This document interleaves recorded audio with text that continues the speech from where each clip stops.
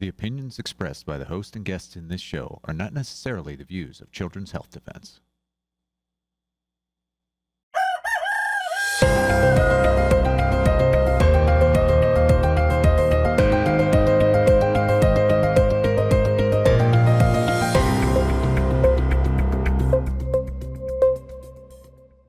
Good morning, CHD. It's Sunday, the 9th of August, 2026. Welcome to This Week with Mary Holland, President of Children's Health Defense, and myself, Polly Tommy.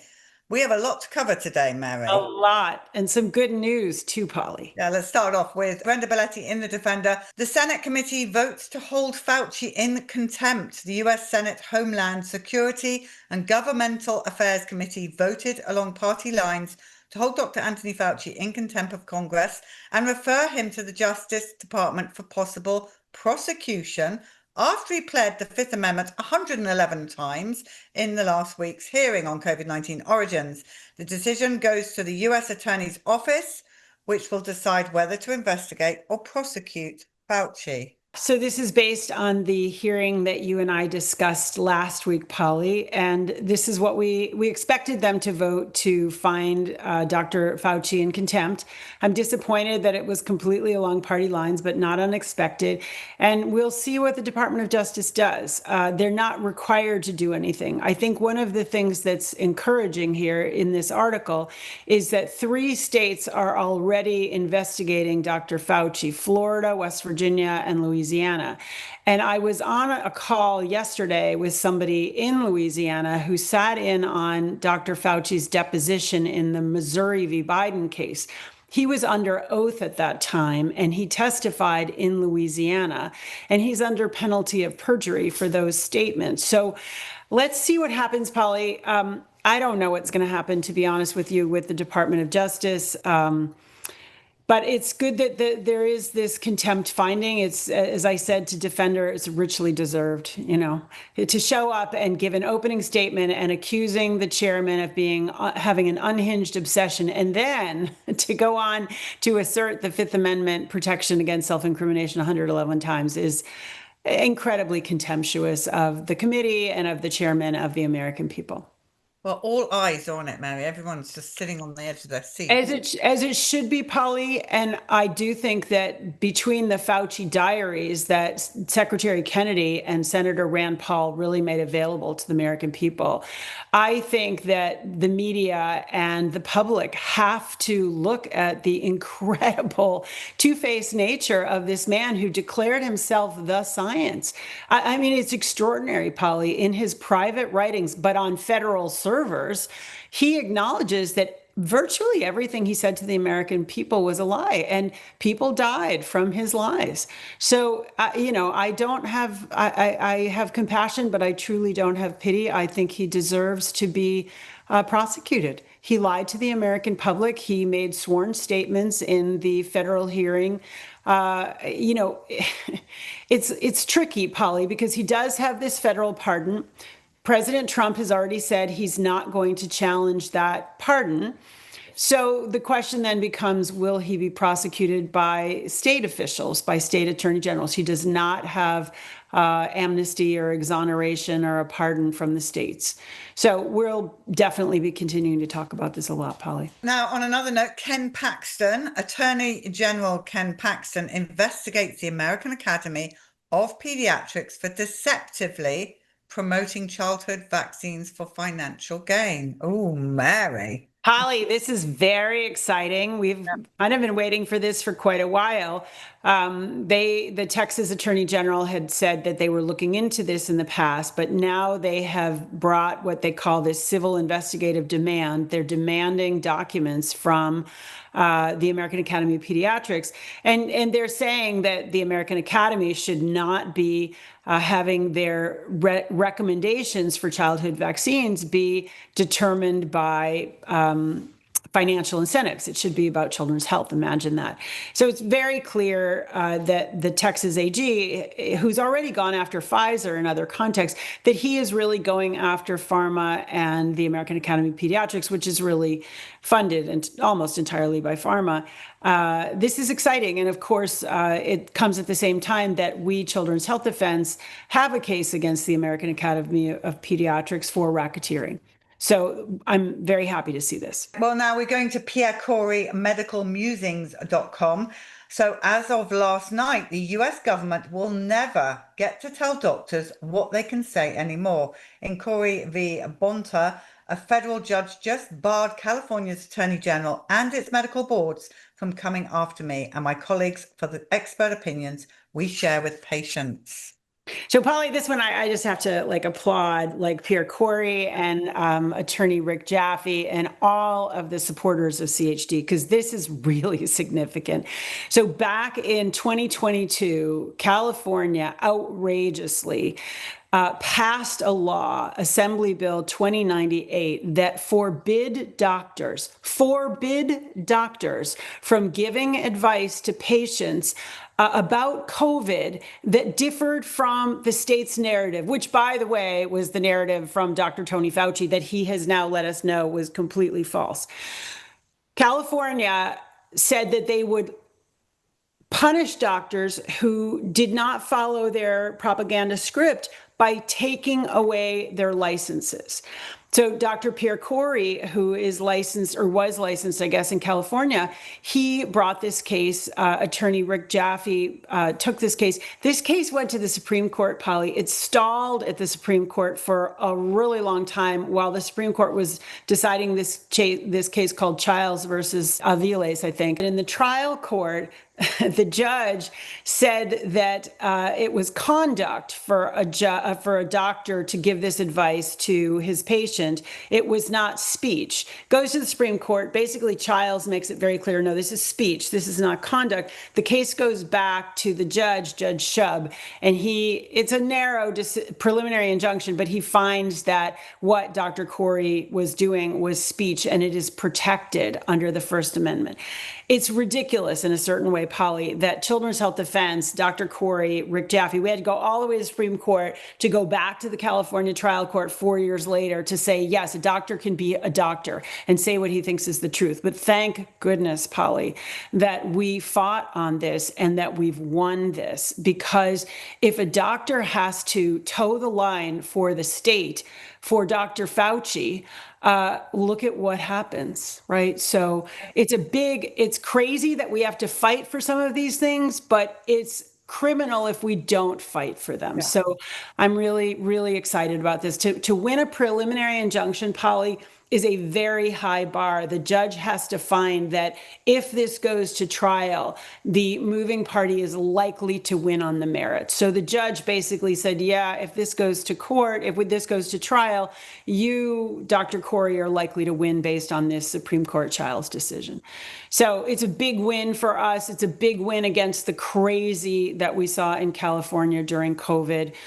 Thank you to Pierre Corey, Rick Jaffe, and all of you who support the work we do. Absolutely. Well, no, not such good news. Not such good news. Here we go. The US Senate confirmed Dr. Erica Schwartz as the director of the US CDC. Don't know why. I'm baffled by that one. 51-44, Polly. This was the third attempt to get somebody into that job. It was not a good decision to have Dr. Bhattacharya handling both the National Institutes of Health and the Centers for Disease Control. I think this was just, they needed a warm body. The only thing, she was very much in favor of all the COVID injections. She's not one of us. The only thing that in this article that gave me pause and some hope is that she not only is a physician and was the chief medical officer for the Coast Guard, but she has a law degree. That's interesting because she may be more sensitive to legal rights in medicine than somebody who doesn't have a law degree. So we'll see. We will. Okay, so just the beginning. Health freedom leaders react to Fauci's Senate testimony. Physicians, scientists, health freedom advocates said Dr. Anthony Fauci's repeated invocation of the Fifth Amendment reinforced concerns they've raised for years about the federal government's pandemic response. During a Maha Action discussion, they also argued the hearing should prompt renewed scrutiny of COVID-19 policies, scientific dissent, and government accountability. So, Polly, this was a Maha Media Hub that Tony Lyons leads. This was the day of the Fauci hearing a week and a half ago. And it was just very interesting. Martin Kulldorff was on there, Dr. Meryl Nass. I was on there. It is just a very interesting, rapid fire commentary on what happened, what's the significance of it. I do think these Maha Media Hubs on Wednesday afternoons, 4 p.m. Eastern, are really interesting. They're really fast paced, and I encourage people to watch them. Okay, Jill Erzin here, Senator Ron Johnson and Mary Holland. Peel back St. Fauci's true legacy. So this was an exclusive interview that we did run on CHD-TV. Some of you may have seen it, but I'm glad the Defender wrote that up. Me too. Truly, I'm so grateful for Senator Ron Johnson. That senator, that man really cares about people and really cares about the lies that were told in COVID and how destructive they were, and that we have to tell the truth. We have to get the truth out there. And so he spent 15 minutes with me really talking about the hearing with Dr. Fauci and why it's important. And he told us about the events that he will be holding about the hospital protocols and sudden infant death syndrome. We applaud those and will be participating. And we're so grateful, Polly, that he is the awardee at our upcoming conference and a speaker at our upcoming conference in Washington, D.C., September 17, Thursday. We will be having a Defender dinner that evening, and we will be awarding Senator Johnson the Defender Award. So we're just very fortunate that he's in the Senate, Polly. Truly, before him, we've never had any person who was as deeply committed to the vaccine injured as him. Yeah, and if you want to attend that one-day event on the 17th of September, the link will be in the show notes for you. We'd love to see you. There's a lot of us going to be there, and we'd love to see you. Yeah, it's going to be, so both Senator Johnson and Senator Rand Paul are going to be speaking, some other senators and representatives from Congress. We want to showcase the good work that is being done in Congress. And we want to talk, Polly, at some length that afternoon about the role of the media in this post-COVID environment. We know that the media, as we'll talk about further in the program, was a huge culprit in everything that went wrong during COVID. And it's part of our job as people in media to make sure that the media does a much better job going forward. Yeah, and in everything else, the media is the culprit. I mean, the fear of measles, the fear of everything. Get vaccinated. Yeah. So yeah, quite right to be doing that. So this is The Hill reporting. Robert F. Kennedy Jr. says Trump certainly wants him to investigate any link between autism and vaccines. Now, we did cover that last week, but just wanted to know it is still in the media. They're still covering it, which means they're getting ready to attack. Well, but it's exciting that Secretary Kennedy was back out in the, in the fray and really gave it back to Dana Bash. And really, I think, made it pretty clear she, like most commentators in the mainstream, Polly, they don't really know what they're talking about at all. They really don't. And he would say, well, tell me a study, give me the name of a study. What studies are you looking at? And of course, it's like, she would say, well, that I'm not going to debate that with you. It's like, well, then what are you talking about? Okay, so JB Hanley here. Where is the outrage? Profound autism did not used to exist. Now it's everywhere. If I had walked into my fourth grade classroom in 1978 and told my teacher that one day virtually every school district in America would have multiple classrooms dedicated to children who could not speak, who required one-on-one aid, who wandered, who self-injured, who had seizures, who would require lifelong care, she would have assumed I was describing some dystopian science fiction novel. Yet, here we are. Why are we just accepting it? Great article, great question by JB Hanley. I think JB Handley is a fantastic writer, Polly, and he's been at this a long time, like we have. And so he heard this song by an Australian singer, Tyler Hudson, that Tyler and his daughter, a neurotypical daughter, wrote about his teenage son named Lyric. And the song is called The Missing Lyrics. And the line that, brought back to JB sort of this deep emotion was, it's love that makes us fight for a cure, a life. And it is. I mean, we're not doing this, Polly, for the fame or the glory or the money. We're doing this because we love our kids and we love other people enough that we don't want other children to suffer. And, he just talks about, I remember the world before profound autism. So do I, Polly. I went to a relatively small elementary school in Buffalo, New York. There were over 200 kids. There was one child with asthma. There was one child with asthma. There was no speech therapist. There was no school psychologist. There was no OT. There was no PT. And that child with an asthma, we would sort of talk about it as if it was like the craziest, weirdest thing ever in the world. There was no autism in that school. Honestly, there really wasn't. So, as he says, what the F happened? And part of this con job he talks about is calling it a spectrum. And he really focuses, as we'll talk about again further in the program, the schools kind of had to do something, right? Kids get to go to school. It's part of the American way, if you will. Kids go to public school. But now those kids have graduated, right? The front end of this autism epidemic are now primarily young men, but they're young adults in their 30s. And our sons in their late 20s, and there's more people coming behind them. And so what happens after the school bus stops? It's a huge national issue. It's a huge global issue. And it's not one that we have figured out, as he makes really clear. So it's something that's a huge issue that is coming at us like a freight train. 28 years ago, Mary, I had to go to a library to look up what autism even was. I had no idea. So did I. I looked it up, Polly. I was like, what does autism really mean? Crazy. But those the days before the phones and all the craziness that happens now. Michael Nevadakis here. Is a federal autism committee ignoring vaccine autism research? So a draft strategic plan released by a federal autism committee outlines a framework for developing precision medical treatment and supporting better long-term care for autistic people, but according to critics, does not include a specific detailed plan to study a possible link between vaccines and autism. Well, no surprise there. Polly, no surprise, but the good news here is that this is a draft report. And for people who, like myself, who think this is a mistake not to include vaccines, please reach out to the Interagency Autism Coordinating Committee by August 20th. Do it now while you're thinking about it. I do think we need to have the word vaccine in this report. It is the driving cause of the autism epidemic. It is the first thing that people talk about. It's not every child with autism, but most of the people who say, where did my kid's autism come from, especially regressive, they'll say it was shortly after a whole bunch of vaccines. That's just the reality. And I fear that even though I think the drafters of this draft report are well-meaning, and I think they want to keep everybody on board, and they believe that nothing is off the table.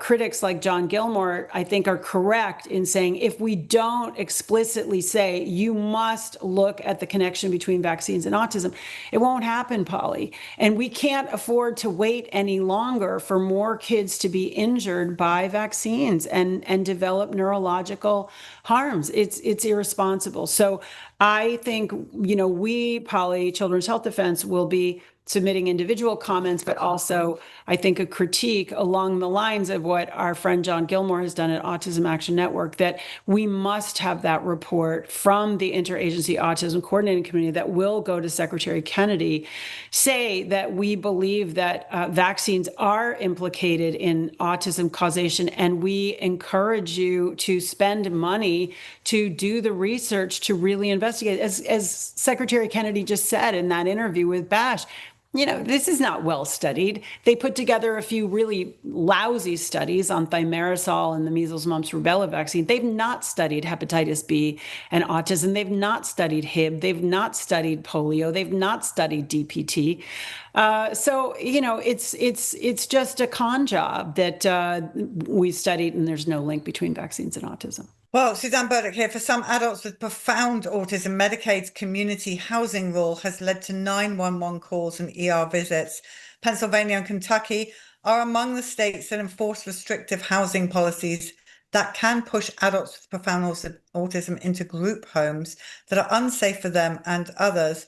And there's one case they talk about, Caroline Pierce, with profound autism was forced into a group home. She sustained 134 unexplained injuries, including bruises, scratches, and a black eye. It doesn't even bear thinking about, Mary. Polly, this is a really important issue, right? So in 2014, again, I think probably in a good faith effort, a rule was changed in Medicaid to make sure that all people with disabilities were kept in the community. But what that means should be different for different people. And so basically, it took people like Caroline, who you mentioned. They also talk about some twin brothers who were at a Camp Hill in Pennsylvania. I know a little bit about the Camp Hills. These are kind of congregate settings. These are with a bunch of people, all of whom have disabilities. And these people were really happy in those settings. And then because of this rule, they got moved to group homes, probably in a fairly urban or suburban setting. And it was really bad for them. So unfortunately, Pennsylvania and Kentucky really bought into this redefined rule. Not every state did. New York, where I am, actually is a little bit more flexible. And I think that's important. And I do think that this Interagency Autism Coordinated Committee is going to be looking at this issue, and they're, I hope, going to be recommending that it be a bit more liberalized, that it's not always a bad thing for somebody with severe challenges to be not in a group home living down the street from other families. It may be better to be in a biodynamic agricultural setting with other people with similar issues. It just depends on the person, Polly. Absolutely. Autism and the gut microbiome, a new review sheds light on possible connection. A comprehensive review led by scientists in a People's Hospital in China has synthesized a decade of research examining how the gut microbiome may influence autism. The authors conclude that children with autism consistently exhibit ulcerations in gut bacteria, microbial metabolites, immune signaling, and gastrointestinal function. My goodness, that's a lot of words, Mary. So this article mentions our friend, Dr. Sabine Hazen, and she has been at the forefront of this issue that people with autism lack what were called, good gut bacteria. If they lack the bifidobacteria, they may have more symptoms. And I've seen her describe children where you add back some of these good bacteria through fecal transplant, and suddenly they talk, right? Somebody who can't talk. So of course, there's a connection between the gut microbiome and neurological issues, and I'm glad that some good research is being done on it. Robert F. Kennedy Jr. demands editors of journal defend concern about 2020 vaccine study. This is in a letter to the editors of Sage Open Medicine. U.S. Health Secretary Robert F. Kennedy Jr. asked the editors to explain why they are now questioning a peer-reviewed study comparing health outcomes between vaccinated and unvaccinated children. The study by Children's Health Defense Chief Scientific Officer Brian Hooker and Neil Miller, a medical research journalist, was published in May 2020 after passing the journal's peer review process. Good that he's doing that. It's great that he's doing that, Polly. So, unfortunately, our adversaries at pharma really want to get rid of all of the published research comparing vaccinated and unvaccinated outcomes because it makes vaccines look really bad, which they, for the most part, are. So, Secretary Kennedy has set a deadline to the journal of August 15 saying, you must come back and explain to me what your concerns are. It's especially important to Secretary Kennedy because together with our Chief Science Officer, Brian Hooker, he wrote the book called Vax Unvax and cites this paper from 2020. And I didn't realize this part, Polly, but this article makes the point that this is the only article with comparing vaccinated, unvaccinated outcomes in a PubMed indexed journal. So of course it is targeted, meaning that globally anybody can find this article comparing vaccinated, unvaccinated outcomes, showing that the vaccinated are twice as likely to have a developmental delay or periodic ear infections. They're 4 times more likely to have autism. That's not even talking about other conditions, autoimmune, neurological. So kudos to Secretary Kennedy for really standing up for the integrity of science and saying, what are you doing to these journal editors? Okay, Michael Nevadakis, Robert F. Kennedy Jr. lets loose on CNN. Sportscaster apologizing for vilifying unvaccinated. Is a COVID reckoning on the horizon? Well, Polly, it was really refreshing to see Secretary Kennedy out there kind of duking it out with Dara Bash, who was trying just to talk about measles and, what a bad job he's doing. And he really tried to shift the conversation. Did you see what just happened with Dr. Fauci? Do you realize that that was gain of function research? Do you understand that RSV and Lyme are clearly related to gain of function research, as was COVID? And it was kind of these dueling narratives, and you saw this incredible chasm between the realities of people dealing with these issues. He pointed out that what the measles cases in the U.S. is not a huge deal. It's pretty periodic. It's much less than in Mexico, much less than in Canada. It's not a fatal disease if treated when necessary. So it was great to see Secretary Kennedy back on the offense, frankly. I was wrong. Sportscaster apologizes for condemning basketball star who refused COVID vaccine. That's Stephen A. Smith, the highly regarded basketball analyst, apologizing to Kyrie Irving for criticizing him during the pandemic for refusing the COVID-19 vaccine. So, Polly, our director of advocacy, Michael Caine, got to know Kyrie Irving during COVID, and Kyrie Irving turned down something like a $12 million basketball contract. And this sportscaster, Stephen A. Smith, really lambasted him for not being willing to take the shot, being selfish, all the usual tropes. And interestingly, he came back from his vacation. Smith came back from his vacation to do this apology after he heard the Fauci hearing. And he said, Kyrie had every right to stand up for himself. He was really a man. I want to commend him. I was wrong, and I'm giving an apology. And I gather that, Polly, I don't follow basketball, but I gather that he's a really popular sportscaster. And so this is sort of cracking into a new audience to hear about these things. And that's great. And apparently, this is a 20-minute apology. And I have a feeling that, that apology may get farther than the Rand Paul committee hearing. So I'm grateful that he stepped up and said I was wrong. Okay, Pfizer freezes air traffic control funds over COVID vaccine contract dispute with Poland and Romania. An April court ruling required Poland and Romania to pay Pfizer about $1.5 billion and $640 million, respectively. Polly, talk about hubris. Talk about hubris. So Pfizer is not only suing these countries where there was no longer any demand for these shots, but they are threatening to hold back air traffic control funds, i.e. putting people at risk of having airplanes crash. Unbelievable. It's outrageous. And I think that Pfizer may get more than they bargained for. There's so many questions about the contracts that Pfizer signed with the European Union, and somehow Poland and Romania, being part of the European Union, are being bound by these text message contracts that they can no longer find between Ursula von der Leyen and the head of Pfizer. Albert Bourla. So we're going to follow this one too, Polly. This one's going to be interesting. It is.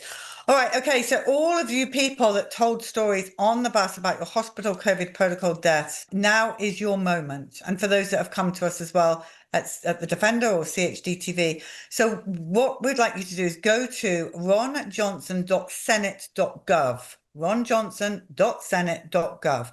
And at the top is a red banner that says COVID hospital protocols. Click on that and submit your story. Keep it to facts. Keep it to 600 words. Just document what happened. We have hundreds of stories from you all. You're all saying the same thing. You were unvaccinated, that you had numerous PCR tests until it tested positive, remdesivir, you were starved, you lack of water, and put on ventilators, and your loved ones were killed. Ron Johnson needs to hear those stories. Some of you will be asked to testify. You don't have to, but it would be great if you could submit those stories. There's going to be a public event on Monday, the 28th of September at 10 a.m. CHD TV will be streaming that. So if you can't go, we will be streaming that. It's very, very important. It's not just the loved ones. Also, if you are a doctor and you were part of that system, he would love to hear from you as well. So it's very, very important. Please do sign up as soon as possible or send it to someone that you know had a ghastly experience. I think there's way more out there than we have any idea. Absolutely. And this is not just America. This hearing is for America, but this is a worldwide situation. Absolutely. We've heard from all around the world of these. I'm so pleased at long last we are getting to hear about these publicly. Okay, Brenda Belletti, Trump calls for rapid expansion of AI data centers, including federal lands. An executive order on about $100 billion Kentucky data center project mark the latest steps in the Trump administration's plan to accelerate the construction of AI infrastructure by opening federal land and shortening permitting timelines. Environmental groups have already launched legal challenge. That's just the worst situation ever. Well, the Trump administration is trying to move forward very quickly with AI, allegedly to sort of beat China, but it's certainly trying to put in place the control grid that Catherine Austin Fitts and Carolyn Betts talk about every Thursday on Financial Rebellion. Interestingly, in Kentucky, this article points out that they're retrofitting a nuclear plant that's owned by the Department of Energy. And the Department of Energy is turning over 16 sites already owned by the federal government for these data centers. So we are certainly following this issue and are very concerned about it on so many levels, not just the pollution, the light, the sound, the electromagnetic pollution, but also the surveillance issues and the privacy issues. Next headline from a defender. How much data are ed tech firms collecting from kids in schools, and who owns it? A lawsuit against a California education technology firm is raising big concerns about student data privacy in schools.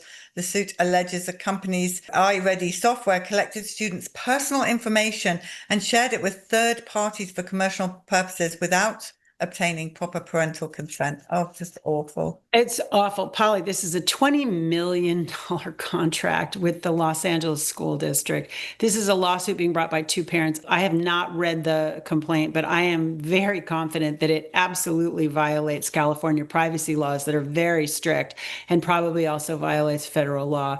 No children's data collected through school, allegedly for their benefit, should ever be sold or monetized. So I hope that this gets nipped in the bud right now. 100%. Suzanne Burdick here. Schools are pushing mental health screening. Research shows it does more harm than good. School-based routine or universal mental health screening often functions as an entry point into therapeutic culture. It's distressing, it erodes resilience, it funnels children towards psychiatric labels. Therapy and medication is going nowhere good. Well, you could imagine in theory, Polly, that it would be good for kids who have emotional stress and other challenges to be able to access somebody to help them. But the reality is, as you point out, over medicalization. And I think it tells us kind of all we need to know, that the American Academy of Pediatric and the pharmaceutical industry are all behind these annual screenings.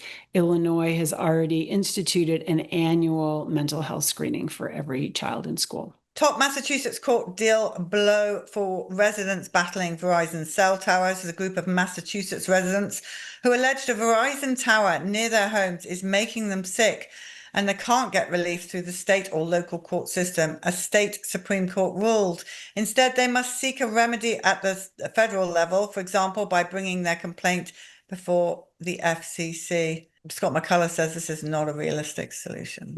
Polly, this is a case that we have supported since 2020. Litigation is often slow, and this has been very slow. And basically what this tells us is why we are pursuing the program, the Advocacy 704 No More, and the litigation, because this went all the way to the state Supreme Court in Massachusetts. The Board of Health for the town of Pittsfield could not take any action to protect its local citizens, the Ghilardi family in particular, where a tower was built right next to their home, and they couldn't live there anymore. Literally, not only migraines, but heart palpitations, serious medical conditions developed as a result of this tower, and they had to move. People had to live in their cars because they could not think if they were. We are all electromagnetic beings. So this is the basis why we have to overturn the section of the federal telecommunications law, Section Section 704, that permits the federal law to override anything that a state can do. We can't have that. We have to have local control. We have to have people who are directly affected by EMR towers be able to say, no, you can't build it next to my property line. You have to put this in some other place where it's not going to harm schools or churches or my property value or my health. And that's what this is about. And so this has been a long fight for us at Children's Health Defense to establish that truly there is no remedy without changing the federal law.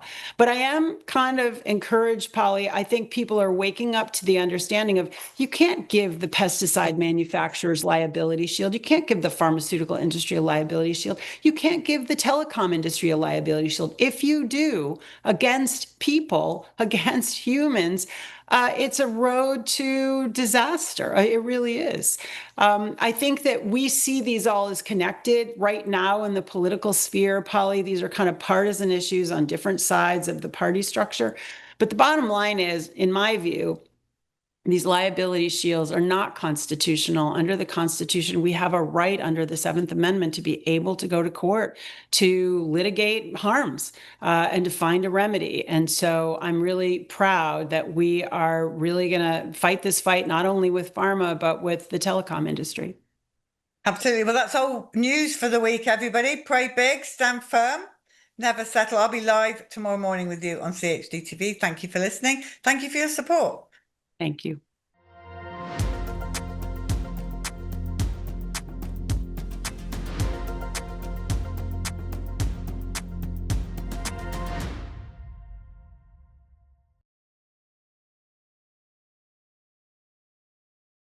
Good morning, Children's Health Defense, wherever you are. Great to have you here tuned in. And I am really delighted today that we are going to be focusing on geoengineering and chatting with the members and founders of Our Geoengineering Age, Dr. Rob Williams and Paul Bean. Rob and Paul, welcome back to CHD TV. Thanks for having us, Mary. Glad to be here. We're delighted to have you. Yeah, and thanks for all your good work at CHD as well. It's thank you so much. Thank you so much. So you all have a great website, Our Geoengineering Age. Tell us a little bit more about Our Geoengineering Age, and then I want you really to focus on kind of the history that you have characterized as pump, jump, and dump, which I think is an interesting characterization of kind of the history of geoengineering. But why don't you start with Our Geoengineering Age? Tell us a little bit about what that is. Our website is ourgeoengineeringage.org. We've been in the business of geoengineering research for 10 years as a team of 5 researchers from around the country. Nuclear geochemist Dr. J. Marvin Herndon, who I know has been on CHD. Yep. Medical doctor Dr. Mark Whiteside in Florida.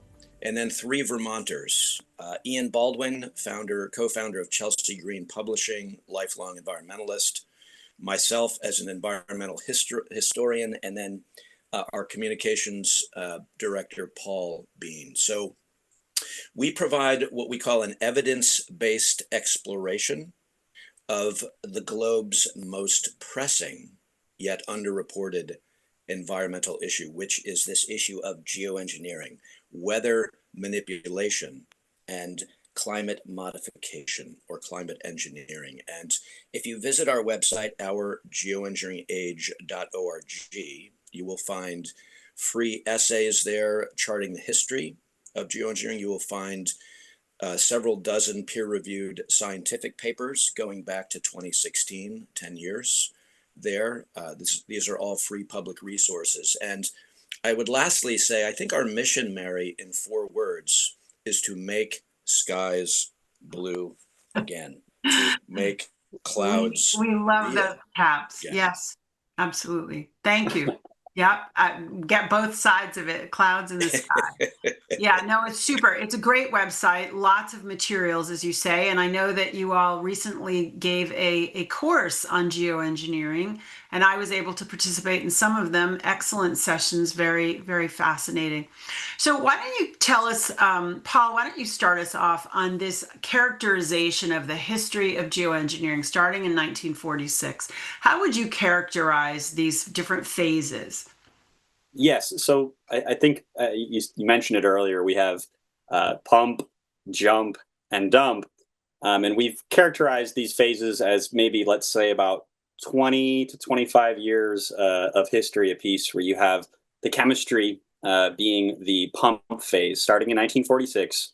And, there's maybe some discrepancy or arguments to be made about the geoengineering age beginning a little bit before this, with some inventions of electricity and electromagnetic technologies. But where we really start to see the chemistry being implemented. This cloud is made up of liquid water droplets. They are not snow crystals as yet, but by taking a tiny piece of dry ice such as this and scratching it so a few tiny fragments fall into the supercooled cloud, long streaks develop just like the vapor trail from an airplane. These contain millions and millions of tiny submicroscopic snow crystals which grow very fast and assume exactly the same forms that natural snowflakes show in an ordinary snowstorm. Post-World War II, you have a couple of scientists in General Electric in Schenectady, New York, participating in some cloud seeding experiments where they were successfully able to make it snow over Mount Greylock in northern Massachusetts, which is just, of course, a few miles from Schenectady, or maybe about 50 miles or so. Mm-hmm. So that's what we would call the chemistry phase, starting then, being pumped using silver iodide, the chemical, to nucleate and cause rain, essentially, or to induce rain.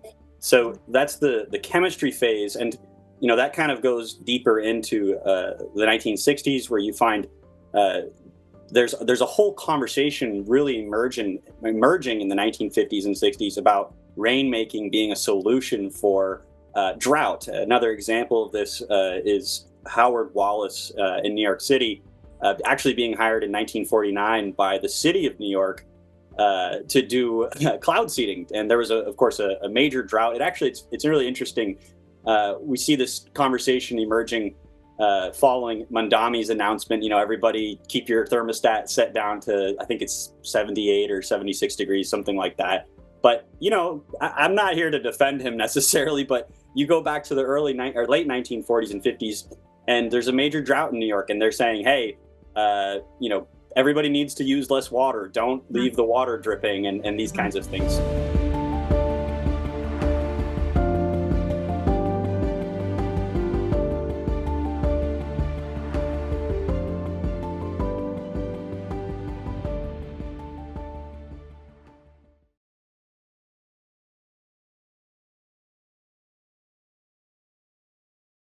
Tell us your names, please. Wayne Lunsford. And Mary Lunsford. okay, and this is about your dad. Correct. Okay, let's go back to which year did this happen? This happened in 2021, August of 2021. So, had your dad taken the COVID shots? He had not. None of them. He had taken no COVID shots. No COVID shots. For my dad. He Why not? He was opposed to. He was doing some research, a lot of research, independent on his own, about the mRNA, and he had an extensive amount of research on it, and was concerned about the lack of testing what it actually is. Gene therapy, essentially, and so he was real concerned about how that might affect him, or anybody for that matter, in the long run. So he was questioning it, like I think so many people were, and didn't want to take part in that. So he refused to take the shot, even though this, was beginning to come as a mandate and through all streams of media, and he was just not interested in doing that. So what led him then to end up in hospital? What was the lead up to that? So in August, I guess the last week of August, he and I play music together, and we're very close. And in August, no signs leading up to the last week in August. I think it was probably the August 23rd, if I remember, when he and my mom were checked in to the hospital. That same week, I came down. The three of us came down with it together, essentially. And so your mum, your dad, and you. Right. And your dad didn't take the COVID shot? He did not take. He was not. Forget. I'm not going to call it a vaccine. He was not. He didn't take the COVID shot. Yeah. Did you? I did not. And my mother was persuaded by her own doctor to go get this shot, and so she, under tremendous amount of pressure from her own doctor, decided to go ahead and do it. And so this was all while we were doing the research. Go ahead. This is interesting. So now we've got a situation where the mother is vaccinated and in hospital with COVID. The father, your father, is unvaccinated in hospital with COVID. I'm just going to jump to the end right now. Right. Is your mum alive today? She is. And your dad is not. Correct. So, okay. So, can I jump in? Can I jump in? Please. So, his mother, they both got the test and they were both positive. So they separated them immediately. They went to separate rooms. They couldn't, be together.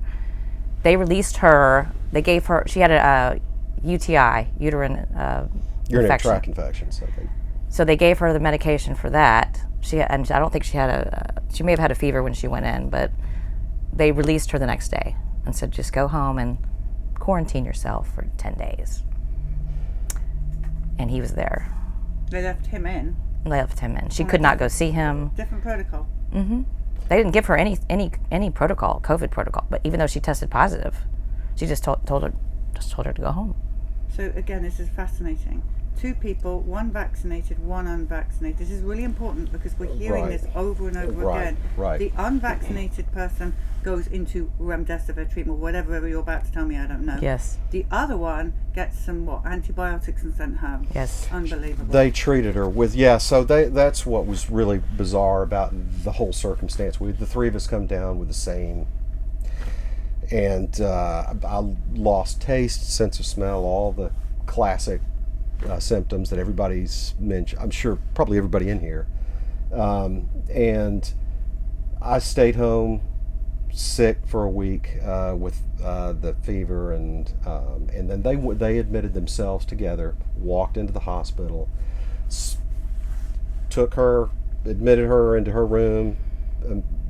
They immediately had the COVID test. They treated her for urinary tract infection with potassium and a few things, and I guess saline, some simple stuff, and released her the next day, within a day or two. Were they together in the same ward? They were. I'm not sure. I think he was on. They were initially moved them to the same ward, the same floor of the hospital. He did not go to ICU for the first week he was there. But they released her. They began the protocol treatment with him with the remdesivir and a cocktail of other things that I can't pronounce. So your dad, she goes home. Your dad gets put on remdesivir. Day one. They gave him the first dose. Right, day but one. Not your mum. No. They treated her. But they both got tested with COVID. Separate protocols.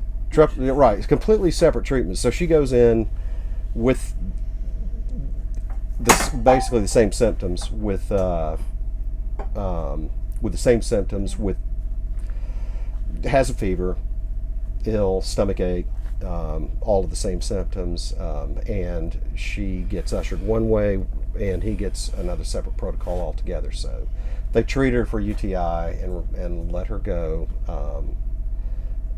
Just discharged from the hospital within a day or two. And with him, it was an immediate separate treatment protocol for which started with remdesivir day one. Day one, yeah. So, but then they alternated. They skipped a day. So do Well, you I have think the that's notes probably- of what he got there. Yeah, I can't yeah. pronounce it, but some of it. Well, I probably won't be able to either, but. And I self-treated, so I went and And you didn't even go to the I hospital? didn't know. And you recovered No, yourself? no, I didn't. He's go. not I allowed. didn't He's go not to allowed to go to the hospital. Trying to see what day one, 8/23. No, their Oh, symptoms. that's Their the symptoms remdesivir were a care. little more. Their symptoms were a little more Right, so severe. this is day one. This is day one, right? Mm-hmm. Okay, he's on a. They put him on a. Oh, here it is again. there Sorry, oh my- 8/23 again. Was it twice in one day? They put Is him that on the a same? log Is- of, Yep. Yeah. Well, guys, I mean, I don't know if anyone can read this, but there's really no private information on here. But look, this is just day one. Yeah, this is just day one, and he was there. I don't know what these things are. Atorvastatin. I don't- I presume. Some of them. Remdesivir, dexamethasone. Dexamethasone. Yeah. That's a bad one. I don't- Guys, you can see this. I'm a Yeah. nurse. Okay, Oh. good. You can Oh, see- okay. Well, maybe you can help us through this because we've been Well, trying to. did they vent him almost straight away? Because this No, we had a video call, the whole family is together. venipuncture. Stick. IV. Okay, so they're Draw charging. blood. Look how much money they're making out of your dad on day one. I know this sounds awful because you don't want to be hearing this, but I they're already making some knew. serious money out of him. Straight away, look, guys. This is So the other troubling thing was, I texted him. I didn't have these records. It was his sister that had them, and I texted him and said, "What medicine are they giving you?" And he texted me back, and he said, "They're giving me ivermectin," because we had had the conversations before he even went to the hospital. Oh, we need to make sure we have ivermectin or can access it.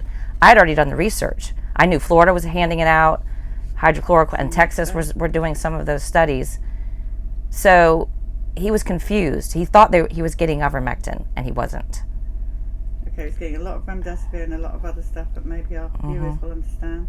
And certainly the nurse behind me does. This is still day one, I think. So he was there till September 11th.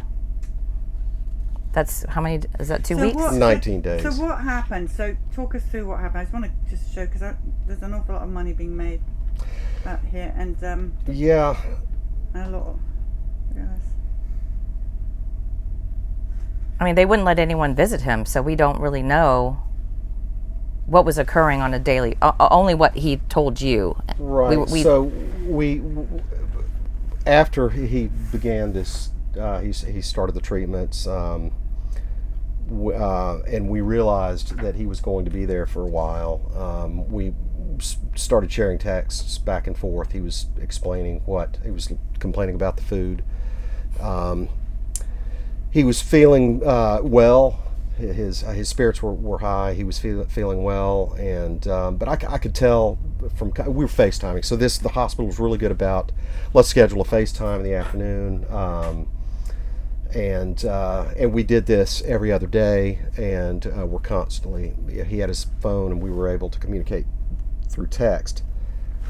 Back and forth, and his spirits were fine. He did not. We were having the conversation up here. I don't remember them ever. So a few of these testimonials were that they asked the family about ventilator, as if I don't know. They put the question to the family: is it okay to ventilate? I guess that depends on power of attorney and what what the family's concerns are about that. But I guess he would have consented to that on his own, maybe.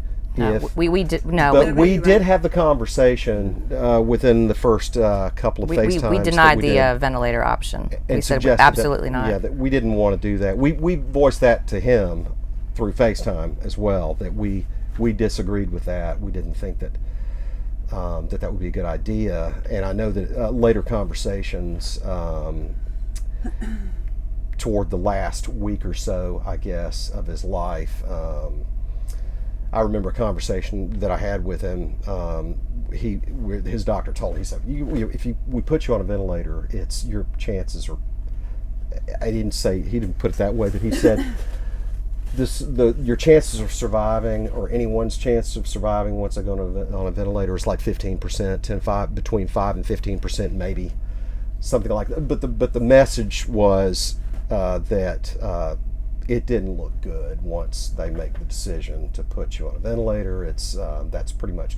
So he and I had conversations that my mother was already home and having different conversations, and I'm sure the conversations they had between each other were not conversations he and I had about how he may have wanted to protect our feelings and they whatever conversations between them. But I could tell from discussions and what he was saying through his texts that he realized that he was not leaving that hospital.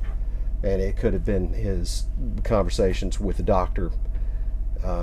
Your lungs are cooked. We're not going to tell you that it was the protocol, but your lungs are cooked and you're not going to. So he basically, and without saying that, had reached the conclusion that he was not leaving the hospital. That he's combination of the protocol. Or we don't know. My theory is that it was probably both. I think a lot of it is in sickness here, to be honest. So we kept getting confusing messages. Like one day he was like, "Oh, he's eating breakfast. He's up," and he was talking the whole time to us.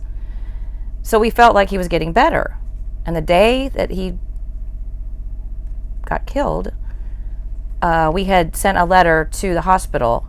Because I had been doing all this research, and I was like, what's the fastest thing we can get to him to maybe help him? And I had researched budesonide, the inhaler that they give to babies that have pneumonia or conditions. Yeah. I was like, maybe we can get the doctor to order this and have him just breathe on it, because he had the oxygen mask, whatever. So I typed a letter. It's probably in that packet, and I sent it. We faxed it to the nurses station, saying that if they can order this and give it to him today, it might help, because I had done the research, and Georgia has the law where it's a right to try something. Why don't we try something else? Yes. Right. Can I put this up? So sure. We faxed that day from my sister-in-law's house, and we called later that evening to make sure they had gotten it, and they did order it. It's on the records where they had ordered the. They had ordered the budesonide nebulizer. And he called them when we got home from a family event, and you talked to the nurse. I did. By this point, I'm like, well, forget a protocol that is completely new, using a treatment that nobody knows about, has never been tested. Let's treat this. Can we treat this as pneumonia? We have we have a friend who is a doctor, and I called and asked him about. Would a pulmonologist consider a recommendation from a family member to a treatment that is not part of this protocol? So why my thought was, why don't we treat this like pneumonia? If pneumonia is treatable in a hospital, and people are treated for it and survive it all the time, and budesonide's given to infants who have undeveloped lungs, and it's standard practice, I think, from the reading I've been doing on it. And so we asked for that, and the doctor okayed it, and I guess that was in the document there. Mm-hmm. He said, yeah, we'll try it, and again, by then I think his fate was sealed already. What is HCICU General is everywhere over here at 6,236? You know what that is? That's probably just a daily ICU charge, I would guess. Oh, wow. Oh, yeah. The total charge amount of money is 183,000. That's right. But that's actually not that. We've had way higher. Oh, sure. So yeah, he wasn't worth that much, really, compared to some of these other people we've had on here. But it's the whole thing is fishy. It's dodgy. Oh, it stinks. Yeah. So the day that we ordered the budesonide, he was on the phone with the nurse, just making sure they got the fax, and she had said something about, well, we gave him morphine, and we never okayed that. Right. So we didn't give permission to give that. So I think they gave him the morphine because they didn't want the budesonide to help him. Well, we had a conversation with John Drummond about that because he and I were exchanging some texts in the day or two leading up to September 11th, and I asked John because he said that they were talking about morphine. I don't know who John is. Right. Well, that's fine. That's so doctor friend, and he said he was saying that if they give him morphine, he probably won't survive more than an hour or two if they do that. So I wasn't sure why they were going to give him morphine, other than they wanted it to be. I think they knew that we knew that it was all wrong. I think they knew, and they just had to complete the. Right. Because I had mentioned ivermectin already in the very early stages. Did you get to be with them in his last month? No, they weren't allowed visitors at all. No. That's really sad. And 19 days, which was, at different hospitals have different rules on visitation, I think. So yeah, we called Emory, and they're like, "Oh, it's only 10 days," but Piedmont's 14. What was the last thing your dad said to you, by text, or did you speak to him? I spoke to him the Friday before. He passed on a Saturday. I think September 11th. That year was on a Saturday. So I spoke to him Friday, and it was obvious to both of us. He said a couple things I don't want to share, but we both realized that this would probably be our last conversation. It was strange, and I think he knew about the morphine, even though I don't think it's anywhere on any of this They didn't put it on the chart. here, because of conversations he had. And when we asked about the budesonide, I think it was that Saturday. So the last the last call I had with him was Friday before, and on Saturday they gave they okayed the budesonide, and I was trying to ask you about the call that we had after that. We called the hospital.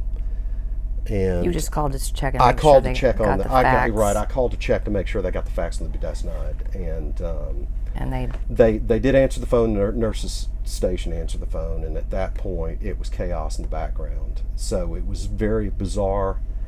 The chaos was in the background. I was on the phone with the nurse, and I told her, if you give, and I'd had this conversation with a family friend who's also a retired doctor, and and I said, well, if you give him the morphine, they said, we're giving him morphine. We're taking him to administer to give some morphine, and I asked them not to do that. If you give him that, he won't survive an hour or two at best. And she hung up on you. And yeah, there was chaos in the background I could hear, and then she hung up. Hung the phone up, and that was an hour or two later. My mother called me and said she had gotten a call from the hospital that he had passed, and all of this was within a matter of a couple of hours. Awful. So yeah, it was, and we had just had a family dinner, and we were all like cheering because we were like, oh my gosh, they're gonna actually honor our request to try a new. Well, we thought medication. The budesonide would work for him like it does for millions of other people who've been treated. So we were like, yelling in the kitchen, like, oh my gosh, he might actually come home. Yeah. So it was kind of a roller coaster ride the last few hours. We were feeling really positive that. And he was fine. I mean, it's not like he had just given up. We had a conversation earlier in the afternoon. 2 weeks. I mean, early in the afternoon, he had lunch. He was getting up. He was going to the bathroom. I mean, his oxygen levels, it's all the same story. Oxygen's at 85%. We can't, the first couple of days he was in there, he was, no, doctor, I want to leave. I'm not on board with any of this to begin with. And his doctor talked him out of it, said, you're going to have a heart attack within 24 hours if you get up and leave. your blood oxygen's so low, you're going to go into cardiac arrest, and you won't survive. So, they did everything they could to keep him there, and would not let him leave, and would not let anyone see him. And so What was on his death certificate? What did he die of? pulmonary, acute pulmonary something or other failure. Was COVID on there? I didn't see it. Yeah. They gave it another name, but yeah. Essentially that. We are learning on this tour about this. Okay. And the one thing is for sure the unvaccinated are treated different from the vaccinated. Sure. The amount of money we're being shown that is made out of these what we call victims. Something is very dark here. Yes. Yeah, without a doubt. Can I show everybody a picture of the Sure, dad? sure. We're going to put him on the bus, guys, of course. But Charles. I don't know what His you name is viewers- Charles. Charles. I don't know what you viewers think, but there seems to be an awful lot of the same age group, the same kind of look. I'm sure it's a coincidence, but look at the pictures of all these men. They could be brothers, right? Yes. I mean, maybe that's a coincidence. Anyway, look at him, you handsome man, your dad. We're going to put him on the bus. Now, what else do you want to say to the viewers about this tragic story? She's more outspoken, viewers, than this. This is a little bit more cautious.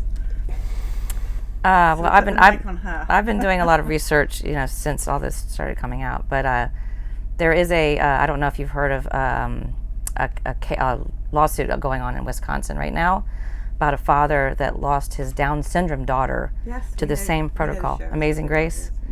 So he's got his trial coming up in November. So I'm really, really praying that it does go to where it needs to go, and the world can know what is going on. That's right.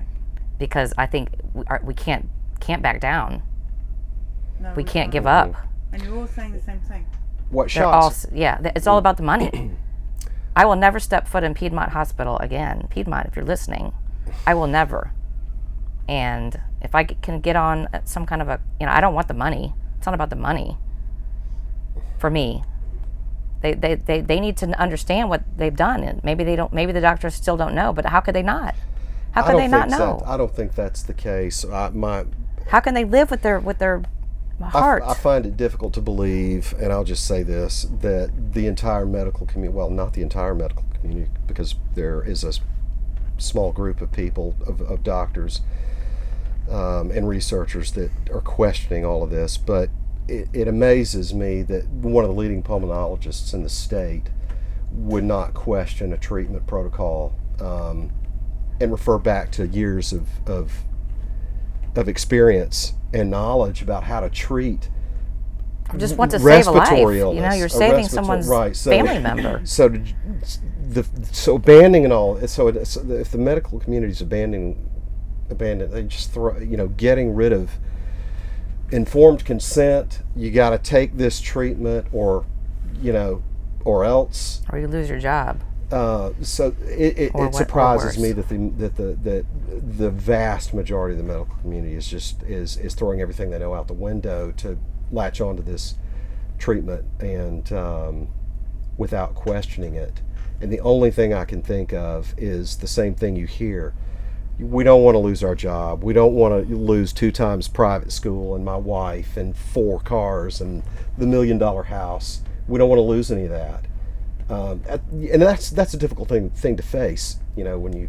But well, not when that's dying. Exactly.